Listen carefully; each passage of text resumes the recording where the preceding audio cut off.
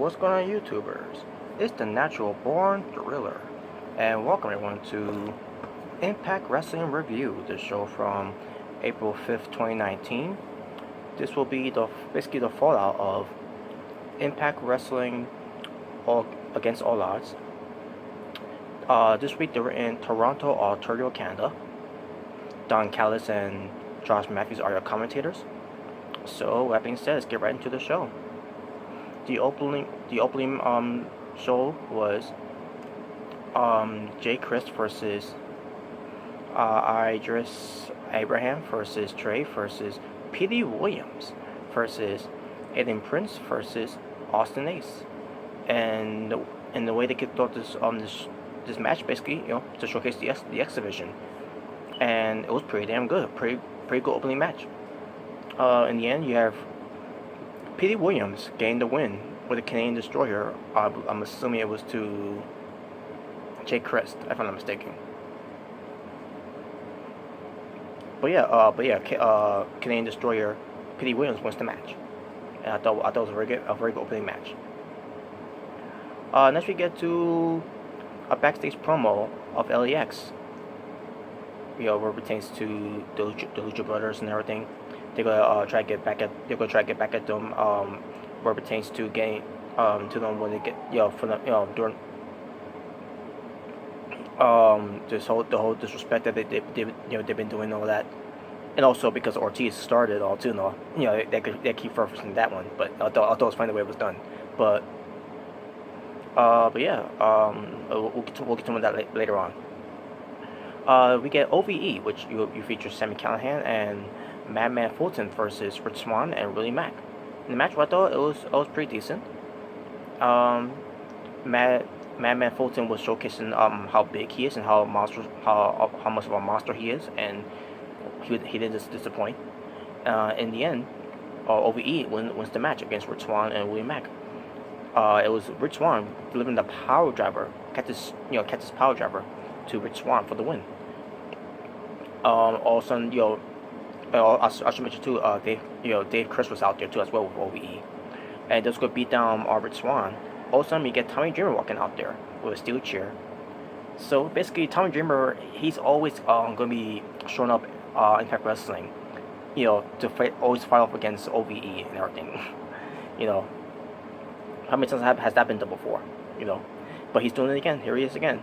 But basically, they leave. OVE, they leave, because they wanna. I guess they'll fight another day. I guess, whatever.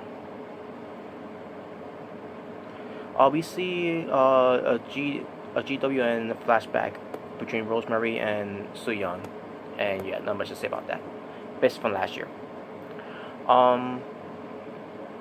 Then we get to Rosemary at a cemetery, basically near a grave of Allie, because Allie's dead, Allie's gone, and Rosemary talks about how that Allie should have listened, and talks about how her father was there, Kevin Sullivan, which I doubt that's really whatever, a storyline. Story is a story, whatever.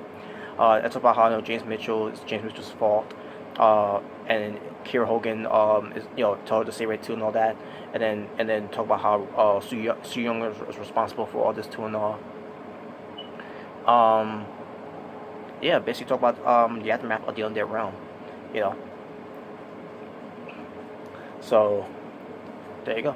Let's say about that. So Rosemary, basically, it's going to lead to a match for Rosemary and Su Yung. And I'm assuming Kiera Hogan's going to get involved somehow, some way, because even though with Allie being gone, now they're going to have Kiera Hogan be involved of this storyline and all that. Kiera Hogan wants to get revenge to Su Yung. I'm assuming. I don't know, but we'll see what happens in that one though. But Rosemary did a good acting there, by the way. That was very good acting for Rosemary, and she did a good acting too, where it pertains to selling that her best friend was killed and all that. So, which is Allie. But whatever. We get Madison Rayne versus Jordynee Grace, where the winner of the match gets an opportunity to face a Knockouts champion in this normal contendership match. Now, they did a segment of these two backstage, but first it was basically it was Mr. Santos interviewing Ty Valkyrie and everything, and then Master Rayne comes out of nowhere and interrupts, and then they mention her being in the Undead realm, and then she says, yeah, I was there, that, but then she didn't really explain how she escaped, which I thought that was a letdown there, but whatever. And then Jordynee Grace shows up, and basically Master Rayne and Jordynee Grace are arguing about who should get the shot, and then all of a sudden Ty Valkyrie makes the match, and that's how the match was made. So we get this match. I thought it was a pretty good match, back and forth between Master Rayne and Jordynee Grace. But as long as we're in this topic too, Master Rayne, the best she could do so far is that she has to put someone over, and that's Jordynee Grace, and sure enough she did.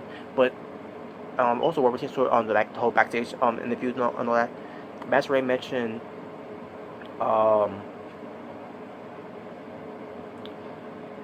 trying to remember how it was said. Unless I was thinking about Tessa Blanchard. I think it was about Tessa Blanchard.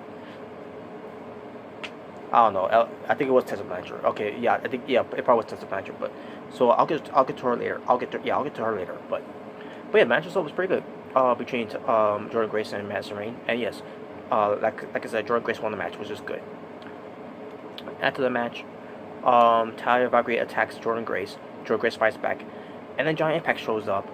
And I say to myself, what's going on here? Why is Giant Impact getting involved here? And all of a sudden, I knew, because Brian Cage comes out, and sure enough, this a match is going to be made for next Impact Wrestling show, which is going to be a mixed tag team match. We'll get and sure enough, that's what happened too. So basically, the match was made for Brian Cage and Jordynee Grace versus Giant Impact and Ty Valkyrie for next week. You know what I mean? By the time this recording is going to be this week, but yeah, you know what I mean. We get a video vignette of Josh Alexander, and he's going to be debut next. He's going to debut on the next Impact Wrestling show, and also we get to Josh Alexander, who's backstage with All Ego, Ethan Page, and apparently they were once a tag team, and now they're going to be a tag team, and yeah, we're going to see how that turns out. So.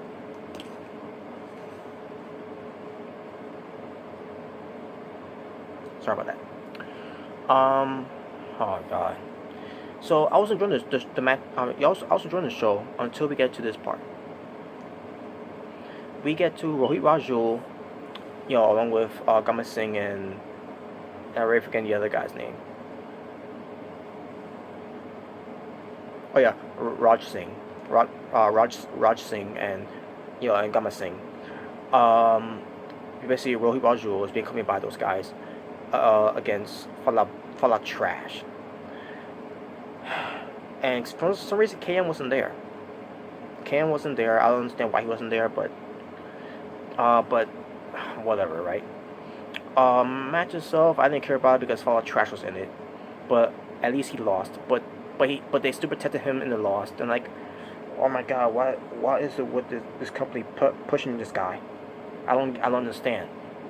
So all of a sudden we get Scarpado coming out, and she distracts Desi Hit Squad for Fala Trash to lay them out, and then she does the hip attack and does the stink face to the Desi Hit Squad, and she's hugging with Fala Trash.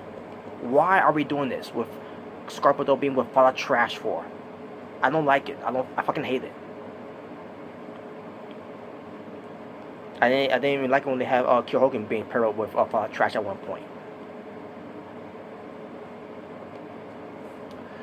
We get a real package of Gail Kim, of her career, and then with her career retirement, and then we get this whole thing with Tessa Blanchard being interviewed. Tessa Blanchard talks about, Gail Kim is responsible for costing her the title that she should never lost and everything to Ty Valkyrie, and now Ty Valkyrie is going to face Jordynee Grace in the no contendership, and basically Tessa Blanchard was being interviewed by Melissa Santos, and basically saying Madison Rayne is trying to live her something about living her glory days, like Gail Kim is doing right now, saying something about.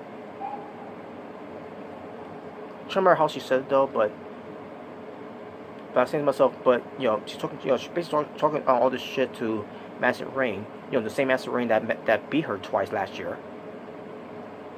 But whatever. But yeah, that's gonna lead to the Tessa Blanchard and Gail Kim at Rebellion, the next Impact Wrestling pay-per-view. So there you go. I should mention this one thing too, by the way. There was some segment with the Rascals, with Dez, Wentz, and Trey. Basically, I can't remember what they talked about, but then Moose shows up with a girl whose name is Natalia, or I can't remember her name, but Moose kept calling her by Melissa and some other name too as well. Like Natasha, that was her name, Natasha. But Moose kept calling her by all different names. But then Moose basically challenges Wentz for next week. For next Impact Wrestling show, which is gonna be this week, by the way. By the time this is recording, I'm recording this week for the Impact Wrestling that I didn't get a chance to cover it from last week. So, but yeah, there you go.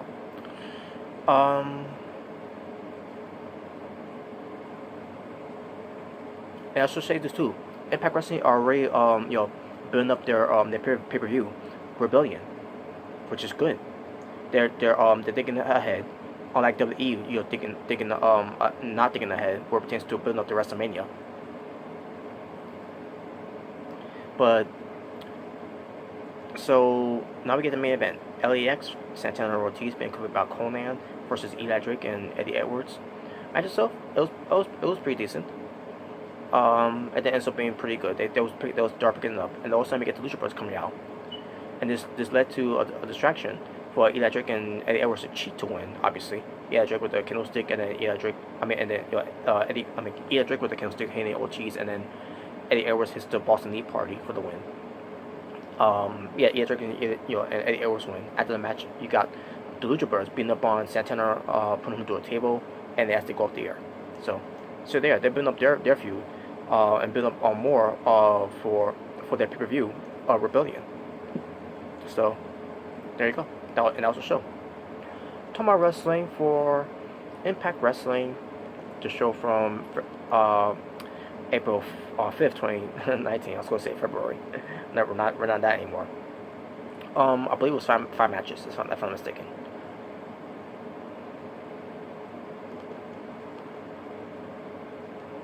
Yes, 5 matches.